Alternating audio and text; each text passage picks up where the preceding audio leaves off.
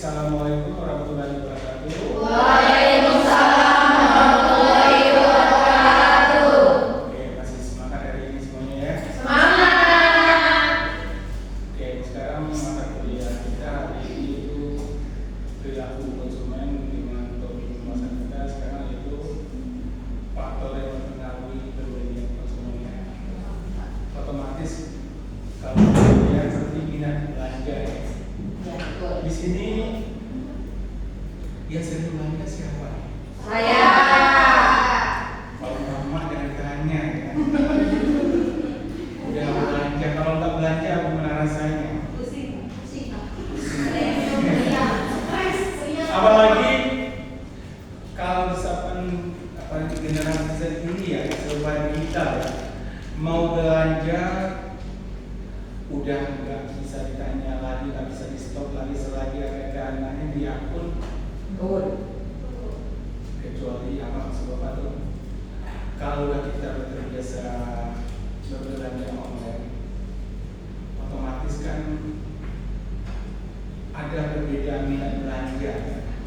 Kalau seusia, kalau kita anggap aja semasa kuliah ini, bandingkan anak SMP, SMA, kalau belanja itu sama kita otomatis beda ya. Iya. Beda banget ya. Yang emak beda lagi belanja. Yang remaja, yang udah menikah, yang belum menikah, otomatis berbeda. Di sini ada beberapa faktor yang mempengaruhi minat belanja, yaitu yang pertama psikologis, terus sosial, pribadi, itu faktor yang mempengaruhi. Terus satu lagi budaya, terus bauran pemasaran, itu yang mempengaruhi faktor besarnya ya. Tapi di balik faktor itu kan ada perbedaan setiap manusia ya. Maksud bapak ini seperti faktor psikologis, yaitu yang terdiri dari motivasi, ada persepsi, dan ada kepercayaan dan sikap. Kalau dari motivasi itu dorongan untuk memenuhi kebutuhan dasar atau keinginan tertentu. Misalnya kayak kemarin kalau kita belanja nih, kayak harus beli ini buat beli motivasi saya untuk beli rumah. Terus satu lagi persepsi pandangan konsumen terhadap merek berdasarkan informasi yang diterima. Kalau belanja nih harus beli bermerek ini.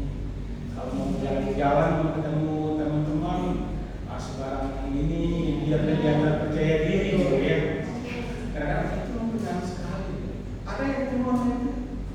Ada ya. Karena kalau orang yang hanya biasa-biasa aja. Mau kemana ala kadarnya sesuai ini aja. Terus satu lagi, mungkin minat belanja itu seperti apa maksudnya? Faktor pribadi seperti kalau masalah kita tadi sosial sekarang berbagi ya, segi pendapatannya mengaruh besar. Semakin besar pendapatan seorang, Semakin besar pengeluaran. pengeluaran makin Pembagian. ya istilahnya kan ini kan untuk memenuhi keinginan kita gitu ya. Jadi pekerjaan dan ekonomi memberi daya konsumen kita pekerjaannya mengikuti produk apa yang mereka beli. Kalau dia udah pekerjaannya udah oke, penghasilan udah oke, otomatis secara itu ya kira kalau seperti ini, kalau ketemu klien kalau seperti ini saya harus tampilan harus lebih Baik. lebih bagus dari ketemu klien biar orang tuh bisa percaya sama kita gitu ya. Jadi saya harus seperti marketing atau ini atau apa, gimana orang itu pas lihat posisi kita, wah Beli baju yang bagus. terus tampilan berbeda dari yang lain gitu ya. Sebenarnya memang gimana kita tuh berbicara kepada klien kita atau gimana, wah percaya ini orang sukses tuh mana ini, contohnya terus kita harus bawa mobil gitu. Kan kita merayu seseorang itu bagaimana dia kita kagum sama kita ya. Kadang-kadang di situ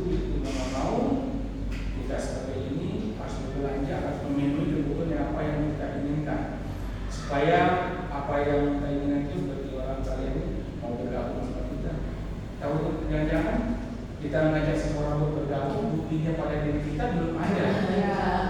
Otomatis itu akan memberikan tanda tanya orang yang kita ajar. Ya, tapi zaman sekarang kita harus hati-hati seperti itu ya. Sebab banyak kasus penipuan yang sudah ada ya, hanya udah dapat uang terkumpul, dana udah terkumpul, sekian bulan udah hilang. Jadi kita harus cek secara menyeluruh, benar nggak suatu yang diajak kita bergabung pada suatu tempat itu dipercaya atau tidak. Ya memang di kota, di desa, di kampung bapak kita terjadi hal itu. Mungkin kasusnya seperti ini, dia itu mengalokasikan dana suatu perusahaan, terus setiap bulan dapat sekian persen dari dana yang kita kumpulkan. Misalnya 10% atau 5% gede gitu ya. Kalau ngumpulin angka biasa 10 juta, nanti setiap bulan akan mendapat cuma 1 juta 500 lah paling ini kan.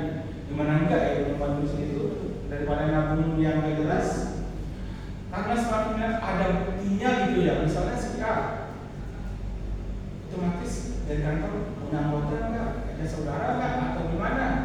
Ajak gabung dong. Misalnya ini buktinya nih, ini teman lu nih udah sekian bulan menggabung nih, udah sekian ini, itu dia story pemasukannya. Otomatis si A penasaran dia dicek, benar betul juga kenal gitu kan? Karena kenal gitu, mau nggak mau, otomatis benar ya, dapat dari duit ya. Jadi kalau harus seperti itu, gimana dia itu memancing dengan memancingnya? Gimana selain umpan dengan umpan lagi ya, otomatis ada yang diuntungkan untuk mencari untung lebih besar lagi ya. Ini kamu sebelum ini kamu bisa carilah teman. Kalau udah terkumpul dengan dana yang udah dia diharapkan, yang pertama tadi sama saja juga dia bisa juga kena. Enggak otomatis kan percaya pun pasti selalu bertambah tuh nambah lagi dari kebaca kita sekarang nambah lagi jadi 500 juta. Kebanyakan duitnya setiap bulan seberapa? Itu kasus yang terjadi. Ya enggak siapa-siapa anggota atau apa kasih kena semua. Jadi yang seperti itu, jadi harus kita istilahnya harus cek mungkinkah dengan dana sekian kita dapat uang sekian. Dengan begitu kan kita sebagai negara bukan mungkin orang kayak itu lama ya kasus sudah kita lihat yang terbelakang benar kan?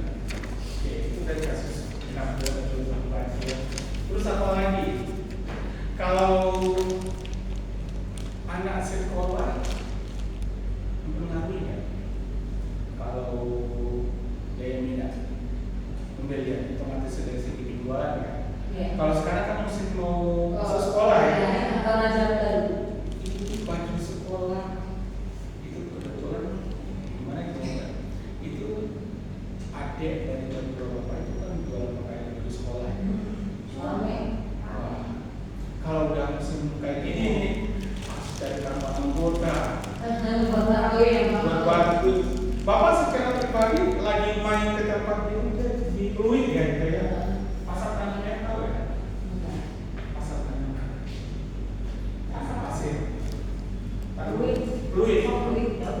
Di Pluit. Situ salah satunya pasar yang di pusat kota, itu salah satunya pasar di lingkungan ya. Yang ada kalau kita sekitar Tangsel ini masih banyak ya. Kalau di kota itu sudah yang bisa mungkin dalam dagang pada segera ini situ tempat segera atau Pluit ya, karena merah itu kalau udah jam sore sampai malam itu di luar daerah banyak belanja kebutuhan makai karena bapak secara pribadi enak dengan dunia. Tapi kalau bicara usaha itu memang dunia kelihatan. Sebenarnya bagus usaha kan ya. Usaha kan. Bapak secara pribadi istri bapak dan adik dalam gitu ya. Dikasih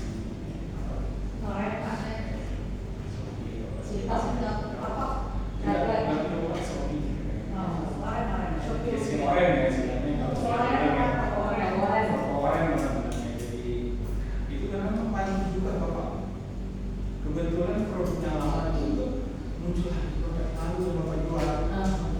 Dulunya makanan daerah, sekarang lagi punya anak kecil, buat makanan itu lebih repot.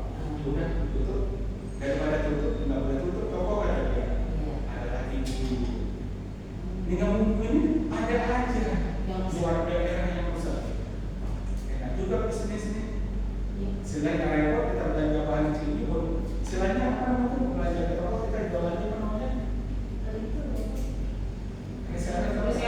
Ya, sambil ngomongin tentang kita ya. Saya ambil toko harga 5.000 tak saya jual 810 aja.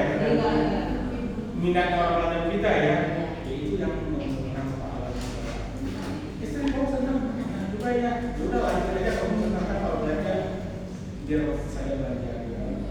Tinggal pakai uang atau pakai jadi masih.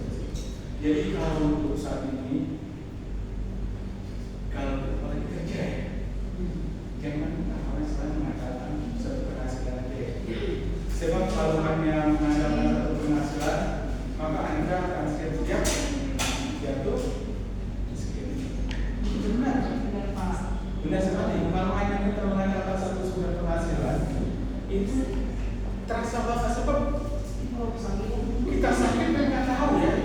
Hari yang biasa kita nggak tahu ya. Itu pengalaman sekarang. Secara misalnya kemarin Bapak jualan, Bapak juga jualan malam gitu ya. Pas udah di tempat sakit itu terasa banget.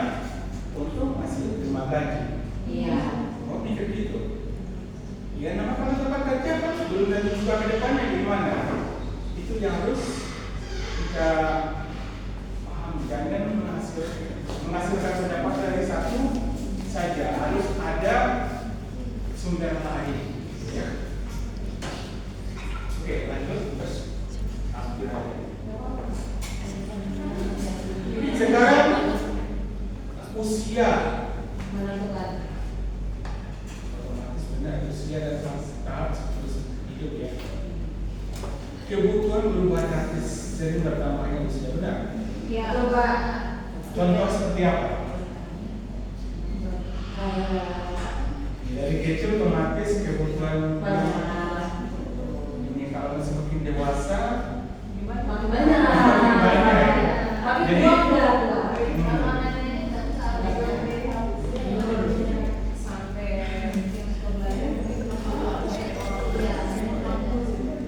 ya berarti kan kalau udah tua banget kan otomatis kelasnya udah nggak ini lagi ya.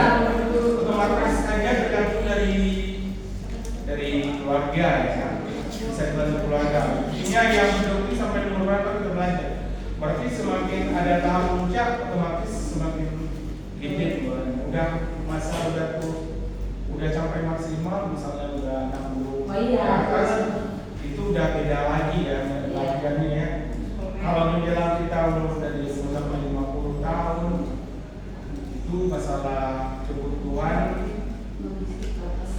istilahnya udah ini kita mau apapun harus kita punya, apalagi kita udah keluarga punya anak punya ini kebutuhan semakin meningkat.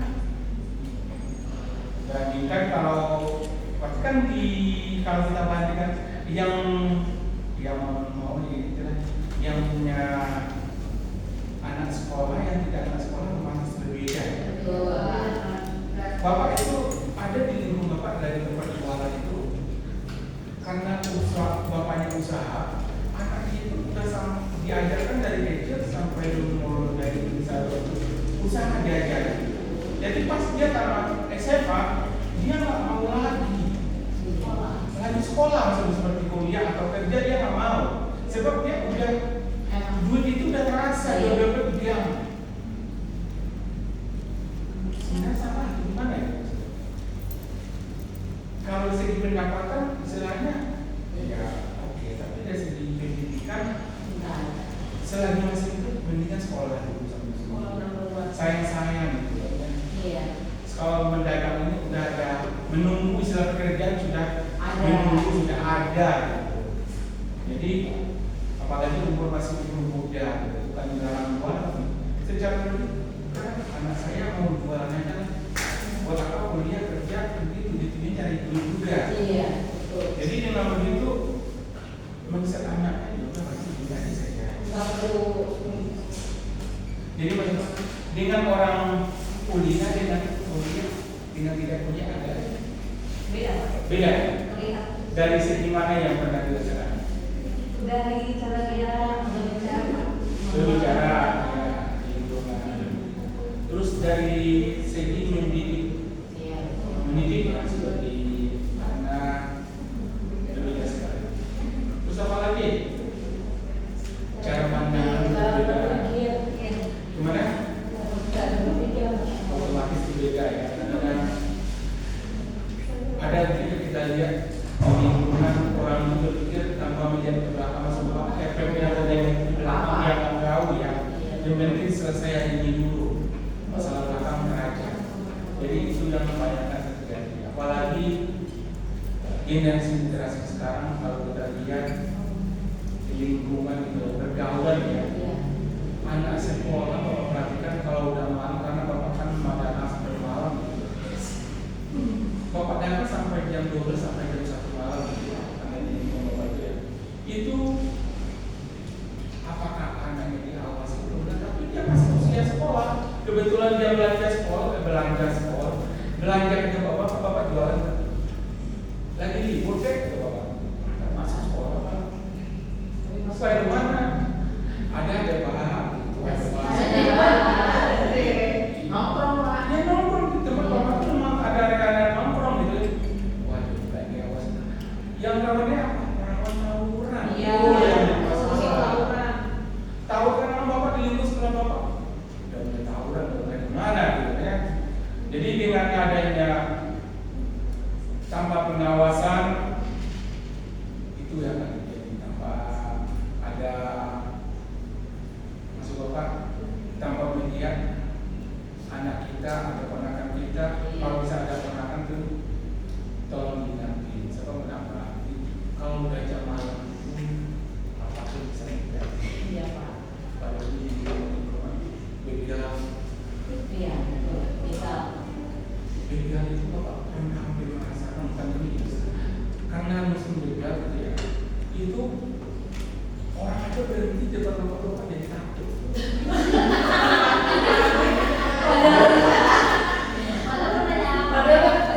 Iya, walaupun sedih karena kita udah melihat dia sudah nikah, udah gitu ya. Orang ya udah keringat dingin gitu. Lagi sama istri gitu. Untung orangnya berarti nanya biasa aja. Iya.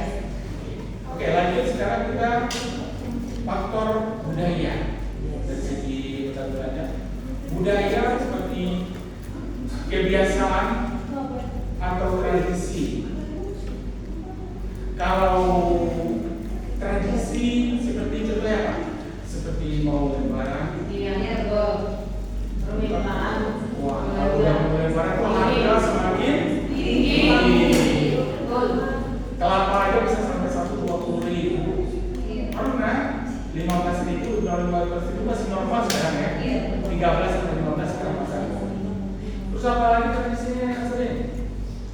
Intinya mendekati hari-hari lebaran ini itu akan merubah tingkat daya beli belanja. Terus kebiasaan. Kalau kebiasaan seperti apa? Salah satunya tadi pak mau tahu ajaran baru. Naik kelas pas baru. Baru. Baru. Apalagi? Alat tulis. Alat tulis kalau anak SD masih harus gitu ya. Kalau udah SMP SMA dia nggak lagi. Kalau anak SD dia semangat, oke ntar naik kelas baju baru, tas baru apa beliin. Itu kan menimbulkan semangat dia untuk belajar kan. Dengan adanya hal seperti itu akan mengaruhi tingkat pembelajaran berbelanja. Kelas sosial.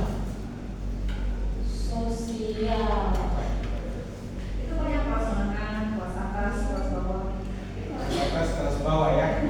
Kemampuan secara Ya misalnya kalau kita mungkin ada ini dulu misalnya kelas sosial ya. Mungkin kita cara bergaul mungkin ada tanpa sengaja gitu ya.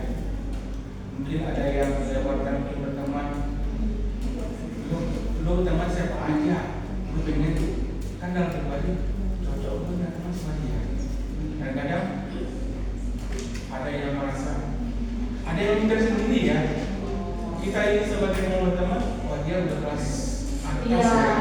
Jadi kalau kita mau Bangga panggil juga. ketemu dia, jadi nggak enakan. Karena kalau kita yang bawa Iya. ketemu tempat dia, kita itu merasa kayak merasa meminta saya.